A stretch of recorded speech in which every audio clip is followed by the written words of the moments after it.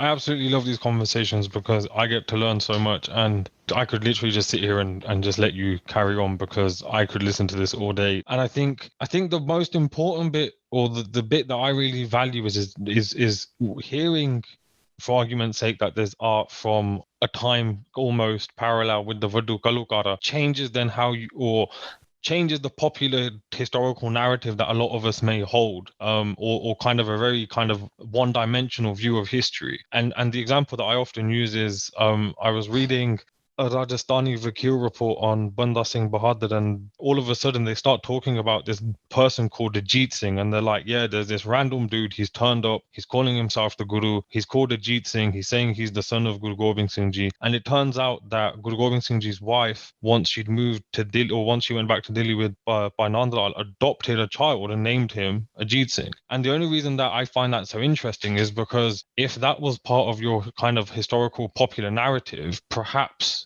attitudes towards adoption within the Punjabi Sikh community would be very different. It's just a really random anecdote, but I think it kind of signifies the importance of having a unsanitized historical narrative and actually just seeing it for what it is, being frank about it. One question that I would love to hear your input in, is that, so in the podcast I had with Satnam and Simran, we were essentially debating what Sikh art even means. And we came across some kind of like dictionary definitions by some Sikh art collectors. I think I'd taken the definition out of the Susan Strong book. And I personally find the definition a little bit interesting because essentially what we came down to was either the individual in the painting or the individual creating the piece of art is a Sikh. Now, even that term itself can mean all sorts of different things at different points in time. And I have my own personal view on that. But how would you go about defining Sikh art? And you obviously commented earlier that you find it a little bit interesting to use that term as well. So I'd love to get your input on that. Yeah, no, I think it's an interesting question with regards to how we identify and label things. And I think in many ways, we have to appreciate that for some reason we're obsessed with definitions, defining or demarcating. And it's important, I think, to understand where that comes from, I think, before we start actually labeling what Sikh art is.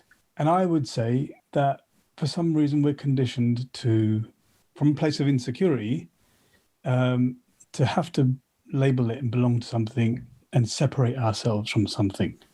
There's something there. I partly, I haven't got to the bottom of it fully, but I think partly is due to the fact of being separated from a lived culture, lived tradition that was once in place pre-annexation of Punjab. And over years and over, various revisions and redefining and attempts to kind of distill what we once were, we end up actually in this really messed up situation where we've got no idea and we're just literally kind of blind people looking around in the dark. And I think this is why art is so important, because actually, when you look at what we term Sikh art, you can think about is the artist a Sikh? And most Sikh art is not produced, what we term Sikh art anyway, is not produced by Sikh artists. Sikh artists don't really turn up until the beginning of the 19th century, really, and actually probably later. Is a subject Sikh? Well, what are you going to do when the subject's not a Sikh, but they identified as Sikh, right? So if I'm going to now sit in a position where I want to define someone from then, but when they didn't necessarily define themselves, then that seems a bit strange. How's that even possible if they didn't define themselves? And then also you have, you might not have a Sikh subject, you might not have a Sikh artist, but you might have a Sikh patron. Now what do we do? What do we do if there's a Sikh patron? So from my sense, just to literally kind of make sense of it, I've had to label this kind of Sikh art just to kind of get us talking about it. I will collect anything that's related to a narrative that I think needs discussing. So if something that's related to the Sikh story, then it will come into this and we can discuss it and we can talk about it.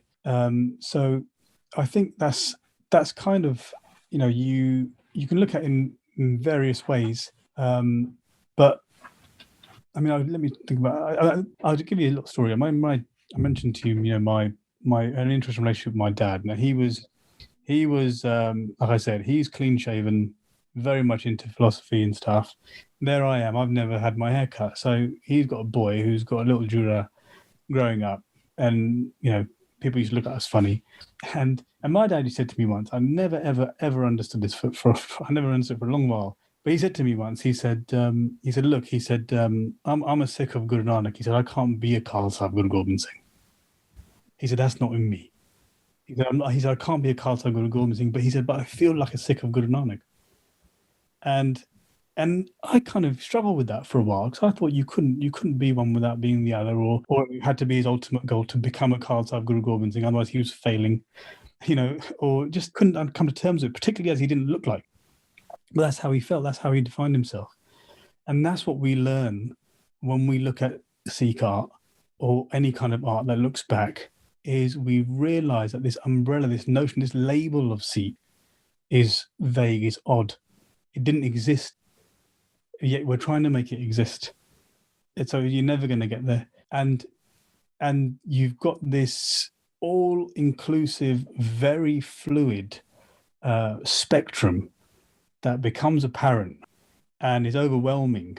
And you start to see it, and you'll start to pick, you'll see these paintings of a Sutra Shahi or a Nanak Banti or an Akali or a Nanak Shahi Fakir or whatever it is.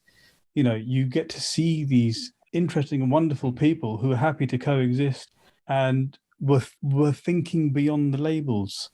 Surely that was the kind of the purpose to one degree. Obviously, there's a physical need to in Guru Gobind Singh's time to very much kind of define things a bit better.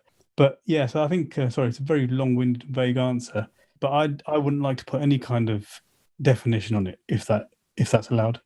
No, I don't disagree with you at all. I actually purposely put the question to you because I half expected the response. I have to admit, I'm not that far off your conclusion, and I guess that kind of makes sense because a lot of the books that I've read have either come from Kashi House, etc. And I think even just putting that aside, the historical facts talk for themselves. Like, as you said, the images, census records, you name it. I always refer to Hajar Overai's book, Construction of Religious Boundaries. I think that's a wonderful explanation of literally describing what you've been talking about. And I guess we have kind of been forced into this labeling convention ever since the Singh Sabha, just because we have to be unique and different. And I think one thing that I find interesting, the last podcast I recorded was with Kamalpreet Singh Pardesi from Sikhism in Snippets, and I asked him the same question, and he gave pretty much an identical answer. And what he was pointing his finger at, instead of art in this instance, it was katha, and it was how, for argument's sake, there are like, I don't know how many different explanations of just Ik Onkar, but they're based on a Vedantic understanding. And ever since Singh Sabha, because Singh Sabha viewed Vedanta as being Hindu, was kind of slowly whittled away, and only very few schools kind of kept that going. And yeah, and to be honest, you've just said the same thing, but from this perspective of the art and the artifacts. So yeah, I think you are allowed to not give a definition, because you'd almost be self-defeating if you were to give that explanation and then also provide a definition.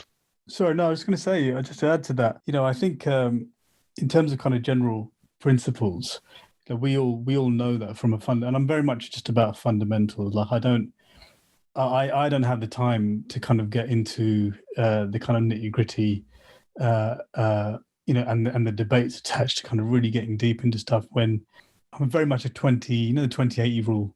I'm very much that kind of a person. I'm a last minute reviser when it comes to exams. I want to put in 20% effort and get 80% results quickly.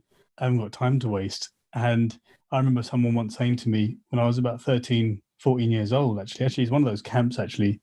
Someone said, look, he said, if you want, he said, everything is in Ik Onkar. You ain't got time, right? Everything is in Ik Onkar. And after that, he said, the Mool Mantra expands Ik Onkar. If you want to understand the Mool Mantra a bit more, then go to Japji Sahib. If you want to understand Japji Sahib, Japji Sahib, then, the rest of the Granth elaborates upon that, right? So, and I remember thinking at that point, my mind naturally, and I don't know whether it's because I've got an entrepreneurial mindset or whatever, was very quickly, I was like, okay, I just need to concentrate on that Ik Onkar a bit, right? Because I don't have time to kind of necessarily, and if you're telling me that I can get the essence anyway from that, then what do I need to understand from this on a really fundamental level? And on that fundamental level, it's about oneness. What's oneness? What does that mean? You know, and what that must mean is it's got to we're the same, you and me. We're connected, right? So it's about inclusivity, obviously, but anywhere, therefore, wherever I come across any kind of, divisiveness, my mind just switches off. I don't need to know anymore. It's not for me. And that's my general kind of principle, and that's been enhanced through this search through art. It's increasingly kind of obvious the cosmopolitan nature of what that landscape was, and it's reflected everywhere. You can't get away from it. And generally, what I find is that the people who do want to get away from it actually don't really like looking at art very much. It's not for them. It's a bit disturbing because it challenges where they might be sitting, or this house that they've built for themselves that's so secure now that they just can't handle breaking down and rebuilding again. So I think you can make it complicated or you can make it simple. I suppose ultimately you get back to the same place, I'd hope. But you can understand, you've obviously gone to the lengths to kind of deconstruct and go back and work out how this comes to be, and we can understand how it comes to be. And it's I think if we all did a DNA test, we all find out that we're mixed race, and we all are. What does it mean to be pure anything is completely a load of rubbish. And then the moment you do that, then actually you start to appreciate this interconnectivity a bit more, which I think has got to be the purpose, and it's also got to be the goal behind sharing whatever, like art like this or podcasts like this. It was certainly the Sun Sikh message. Even the Sikh secular court was running that way. So you can't get away from the fact that it's very wide and varied and somewhat syncretic. Yeah, no, definitely. I just wanted to then ask you, we were talking earlier about historical narratives and how these artifacts and paintings are really good at breaking kind of popular traditional views of history or any kind of misconceptions. Has there been anything that you've come across and you've been like, that is mind blowing in terms of it's challenged some type of preconceived idea you had, or almost indicated something that you just thought couldn't have happened almost? Yeah, well, I think partly my mind was already open. Lived a relatively kind of cultured life, and I suppose it was kind of whether it was traveling or through family or whatever, it wasn't really a blinkered kind of existence. So I was really open. So I wasn't really going to be challenged by a lot, I don't think. But saying that, you come across things in time that just make you question things gently, whether it was a Dasambani Gutka that's in the book, where each page is beautified with different geometric designs and flowers, and you kind of think, hang on, what's this about? It's a martial text, probably being read by a warrior, yet the pages are delicately embellished. What's going on? Who's the person that's reading this? Who is what's going on here? Then you start to kind of reflect upon that. So that kind of challenges you. Because you start to suddenly realize that there's a lot of thought given to a lot of these objects, a lot of mint and kind of effort that you don't necessarily see today. I mean, and not just saying in the Sikh world, we don't see it in lots of things. Everyday furniture today is not as good as it was, let's say, in the early 19th century or whatever. Do you know what I mean? So, what you see in that, and this is why everything is an art. Everything is art, right? But some art's crap, right? So, and it's not all subjective whether you like it or not, because it's a reflection of what someone's given of themselves to something. So what you actually see in all of these things is people, right? So you're seeing the people behind the art, and then that you're finding out whether that person is interesting to you or not. Because when a person's interesting you, then you can understand yourself a bit better. And so when you look at these things, like I think one of the paintings that I have that probably caused a lot of controversy. We probably shouldn't talk about it too much, really, anyway, but it's a painting from around 1775, and it shows, a group of Sikh Misaldars, and there's a scene with them kind of in the grounds of a fort at night, and there's some entertainment happening with some dancing girls. Now that painting, that startled me when I first saw it, because you got to deconstruct that, because the first thing you got to think is this fake, and then you realize actually this is not fake painting. It's actually a bloody early painting. It's pre-Ranjit Singh, is before he's born. This painting's made. And the style of the painting, then you start looking at that and go, where's it from? And you're saying, okay, well, it's from Lucknow. You think, but hang on, what are these things doing? If I've grown up, like most of us, with an archetypal kind of view of what a Singh or a Sikh or a man is, suddenly the challenges that. And you suddenly actually start to feel very naive and stupid quite quickly, because you think, well, why am I even being, agitated by this? What's happening here? And you start to deconstruct it. That painting was incorrectly sold as being Guru Gobind Singh and his sons. And actually on the back of it, it says Gobind Singh Singh. It says the Singhs of Guru Gobind Singh. And then we know from the school of painting that it's from Lucknow, it's not from Punjab. And at that time, the Sikhs are being observed. The early mercenaries, people like Polier, who were traveling and working for the Nawab in Lucknow, and they're watching the Sikhs. The early accounts that we have of the Sikhs by non-Sikhs are from that period, from that place, right? So the Sikhs are being observed. Ranjit Singh is not yet born. And these are the early Sikh rulers. And I can't say to you, I can't tell you what's going on in that picture. I don't know. To some degree, that picture is going to have some generic elements in it too. I can't tell you whether they're being entertained. I can't tell you whether they're singing Kirtan, whether they're not singing Kirtan, if they're dancing, if they're not dancing. But what I can tell you is all of that must have happened. Why would I believe it didn't? How foolish of me, how naive, immature of me to believe that all of these types of men didn't exist. And some of them would have been depicted. So then when you realize that, all you really think is, okay, something is challenging you, but everything's the same. Nothing changes. People are the same. It wasn't like there's this godly time when people were just having dal roti singing kirtan every day.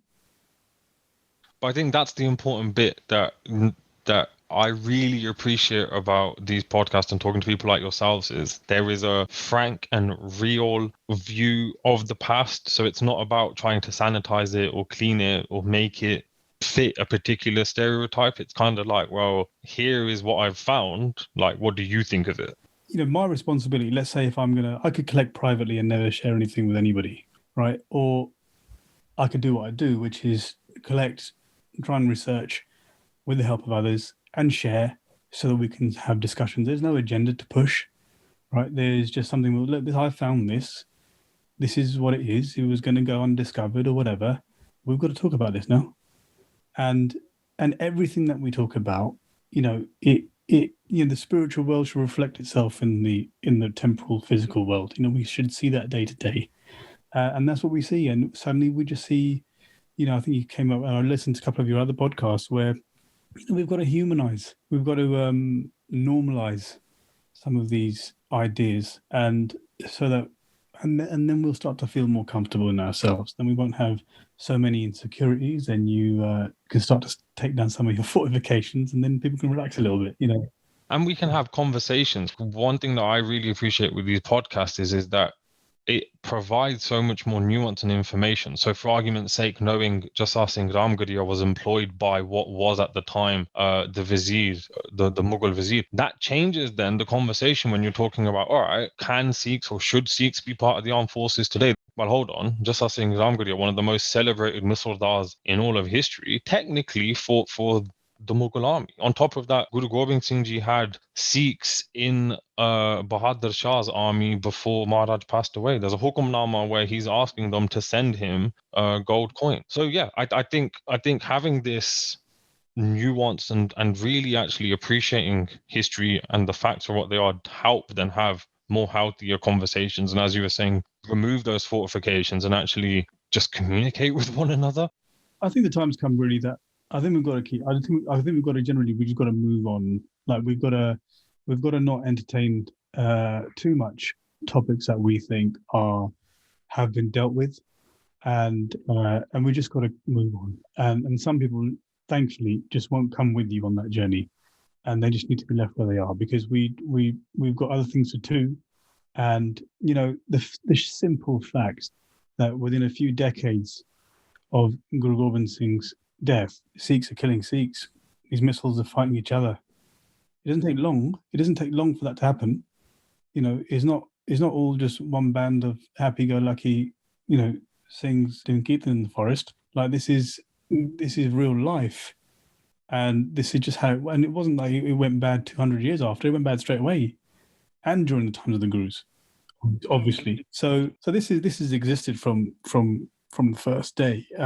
Now I think our challenge simply is so that we don't suffer the same fate as other communities, such as, I don't know, the First Nations in North America, or the Aborigines in Australia, where we become so separated from our heritage that we are truly lost and kind of stuck in the void. I think luckily we're in a position where we've been able to salvage it. We've been able to establish ourselves in the diaspora, and now rescue it and share it on the same platform that other cultures are sharing their heritage. And the beauty, I think, of our shared heritage is the fact that it's all inclusive. So it's destined for success because it's got wide reach, and on top of that, it's beautiful and pretty and all the rest of it. So it's good.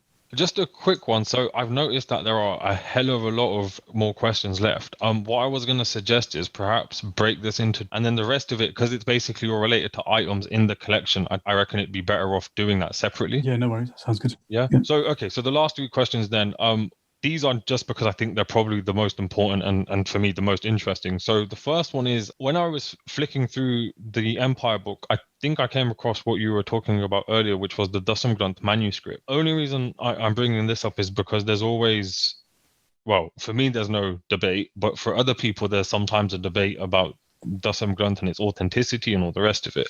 We've done a podcast with Gomal Group, and if you want to find out more, you can go listen to that. But just in relation to artifact collecting, what is the earliest Dasam Granth manuscript that you have personally come across? And then is there any other artifacts or paintings or anything in particular that refer to Dasam Granth that you could share with us?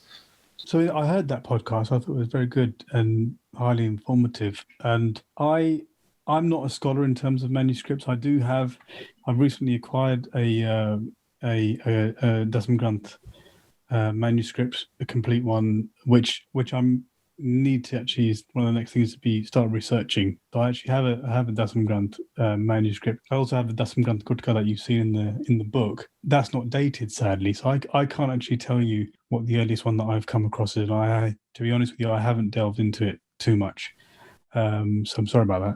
And I mean, I've got quite a decent kind of large collection of manuscripts that are requiring research. And there's over 2,500 objects in the collection in total. Only 100 or so are in the book. So there's a mammoth cataloging task that's been ongoing for a while. So I've just got to get to that. Yeah. So it's taking some time. It sounds like my playground. That just sounds amazing. Like, that's incredible. I'm just sat here in awe, just listening to that. So there's often a debate about whether or not the depictions of Sikhs, quote unquote, with earrings are accurate. I, again, have my own personal view of that, and I think historically there is no denying that Sikhs were wearing earrings and the significance and all the rest of it behind that. Coming from someone who has far more knowledge and obviously has seen so much more, what would you say to people who would ask that question? Oh God! To be honest with you, I wouldn't even bother answering it. To be honest with you, I mean, I don't know. I think that was a question that maybe I would entertain maybe 15 years ago and get into a debate with someone. I'd like to think that we're beyond that now. I mean, the simple fact that what do we have today? Simply, do we have people who wear earrings today? Do some people wear them? Do some people not wear them? Yeah, that's the same thing. So back then, some people wore them, some people didn't. I can show you people with earrings, and I can show you people without. And there's all sorts of people. It's a spectrum. I think this idea that we have to think in absolutes and blacks and whites, and forget the complete color of the spectrum between every single shade. This is as it is now is as it was then, and it's I don't know. It just is what it is. Clearly, people wore earrings and were happy to do so. Otherwise, there wouldn't be so many paintings showing people wearing them. Got no qualms with that. I think that's a fair response. So one of the questions that kept coming up when I put the when I announced that we were having this podcast and getting people to send in their questions was, what are your opinions on Sikh artifacts belonging to private collectors rather than Sikh institutions or Gurdwaras? Personally, I think some of these items, obviously, as we've already discussed, require storage conditions, expertise, restoration, all the rest of it. I equally think it'd be great if a Gurdwara took all the millions and millions of pounds that they sat on and actually, I don't know, funded a few people to go to university to do or go and specialize in particular areas and then do it properly. Equally, I think it depends how we look at this. Various exhibitions, the books, everything else, like there is tangible access to these items. I think a lot of people make out as though, I know some private collectors do this, but it's almost like there's this black and white image of almost private collectors just keep everything and they never share it, and it's going to be a loss for everyone else. But even as we've been discussing, you've commented yourself that actually the reason for your collection is in order to share it. However,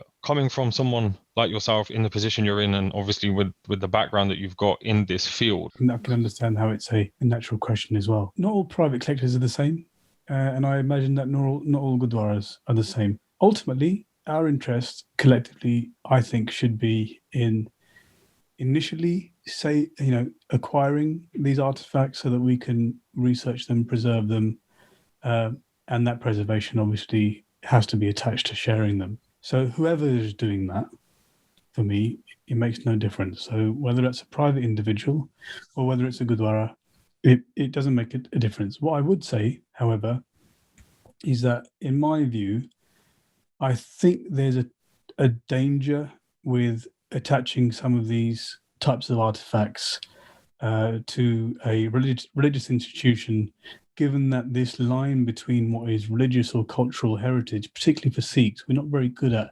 separating the two, whether it's Sikh or Punjabi or religious or not. To give that responsibility to somebody in a non-secular space, potentially, I think, is a mistake. I think what we need to do is have this accessible to every single person. I'm not just talking about Sikhs here. Everybody has to be given access, unfettered access, because that's the way we learn more about this stuff. I don't know everything about it, and I need someone else to tell me certain things, and so we can put that knowledge together in one space. So I think to have a secular environment where people who are of Sikh faith, of no faith, of another faith, come and get involved and have a look at it. That has to be the goal. Also, I think there's a lot of discussions I think that we have in our community around heritage-based issues, that people like to talk about these issues a lot. They don't like to act very much on these issues. We like to scream and shout a lot, but we don't like to actually do anything about it, which is part of the reason why I started collecting in the first place. In one sense, if you think about it, I've just, you've seen the kind of you've been to the exhibitions, you've seen the book. In some ways, I shouldn't have been able to have done this. It shouldn't have been possible for someone like me to have built this collection. Do you know what I mean? How would that even happen? And I know how it happened, because I knew nobody else was doing it to that level, and I wasn't. It wasn't in my mindset to go and shout and scream and say, "Give back our heritage because you've stolen it from us," or can the Gurdwara go and buy it? I just went and bought it because no one else was going to do it. I had an immediate decision to make. Now the Gurdwaras they haven't had their hands tied. No one stopped them from going out there and collecting and looking and researching and employing someone to do that, or building a museum. Who's stopping them doing that? Nobody's stopping them doing that. I haven't stopped them doing that. So go out there and do it. Competition in the market space is healthy. It's healthy for all of us. So go out there and do it. So the fact that it hasn't been done suggests to me that is not that much of an issue, actually. But what you have to have is you have to be seen to have an issue with it. So I don't know whether you saw, but there was an embarrassing situation where, there was an auction in London and some guy went and protested at this auction. It was just, and, what to do, what to say. The common person who doesn't know about this kind of realm will think, well done, you've gone and raised awareness, but it's just a complete facade. It's a bit of a joke. I'll tell you why. Because this particular protest that happened, I remember seeing it. I actually watched it online. It was there was a Sikh quiver that was being sold in an auction. This protest happens, and it's highly embarrassing because this guy says, "That's our stolen heritage. You've stolen it from us. Give it back to us." Right? Okay. Let's just pause for a second there. Firstly, I want to know who stole it. That object in particular, who stole that object? Okay, and where did they steal it from? Turns out, if this chap had done any research whatsoever, it turns out that the quiver that was being sold was actually being sold by a Sikh for a start. It wasn't being sold by the white man, the English man who sold it. The auctions are the agent for a Sikh who's selling it. Secondly, it was a gift back in the day from the Sikh Sardars to an Englishman, right? Yeah. Right? I'm sorry, this is just hilarious. Like, it's Yeah, it is just so hilarious. good. Yeah. Because people won't know this. We'll instead, Singh feels happy about himself, goes into his next protest because he thinks he's done something wonderful. Actually, those of us in the know will think, what the hell? Because it's a Sikh who's selling it. It wasn't stolen in the first place. And then after that, it was a Sikh who bought it from that sale, right? A Sikh who then thought, actually, I'm just going to buy that. No Gurdwara came in and stepped in to buy that, right? There wasn't any follow-up. I'm sure he didn't follow up with that institution, with the auctioneer to say, can I please secure this in a private sale because I'm so worried about where it's going to go. No one for the next stage is then worried about where this art's going to go. Okay, so actually at the moment, it's down to private collectors. We hope that they're going to research and share with everybody, make it accessible, right? So there's a feeling of collective ownership. No one's stopping the Gurdwara. Let them do it, go for it. I'd encourage them. So, yeah, did that answer your question? No, that answered my question brilliantly. I think you've answered that. Again, one thing that I really appreciate is just the honesty that you brought from start to end. Like, I really appreciate it. First of all, it might not necessarily seem like a lot to you, but I think to some people listening, I think they'll be able to almost sense the honesty in it all. And I think you've hit it on the mark, because actually, without it's almost like just creating a straw man and being like, look at this terrible threat that we have, and then you just happen to be the person who then deals with the so-called issue. And actually, it's not as black and white as you've been saying. It's not as black and white as perhaps you may think it is. And actually, when you dig a little bit deeper, we find out, well, hold on, that's not the truth. I also find it completely hilarious because as you went on, the facts were just so damning. So sold by a Sikh, bought by a Sikh, and then on top of it wasn't even stolen in the first place. It was a present. Yeah, it's too easy. It's a very easy narrative to push. Okay, and I'm not saying that some things weren't stolen. Let me make that clear. I'm not saying that Dalip Singh wasn't swindled out of what he was due to kind of receive. I'm not saying that we didn't there weren't issues during the Anglo-Sikh Wars and whatever. What I'm saying is that we need, generally, in whatever you do, the approach is, let's highlight what the problem is. Let's find out what the solution is. Let's get on with finding a solution. We've got to be pragmatic about it. Do we care enough or not? If we don't, then we don't need to just carry on making noise about stuff. We actually need to do something about something. And with regards to the preservation of material heritage, and I'm not saying it's not in everybody's blood to become a collector, right? It's difficult. It's costly. There's risks attached to it. And so I'm not saying that to people. I'm not saying that everybody needs to do that. But what I'm saying is that we need to really think about in a very sensible way as to what is the problem that we're trying to solve. How do we then solve that problem if we're really truly worried about that problem? Or do I just need to be seen to be worried about a problem? Do you know what I mean? And that's where that is. I know, and I'm not the only Sikh collector out there. I'm not here saying that this is it. This is the only place Sikh art exists. There are a number of Sikh collectors out there, and I know them, and I know that they're doing valuable work, and but there are people out there or institutions out there with far more wealth than the collectors that I know, or people like myself. Right. So if they were truly interested, people like me wouldn't have a look in. We wouldn't have a chance. But the interest isn't there.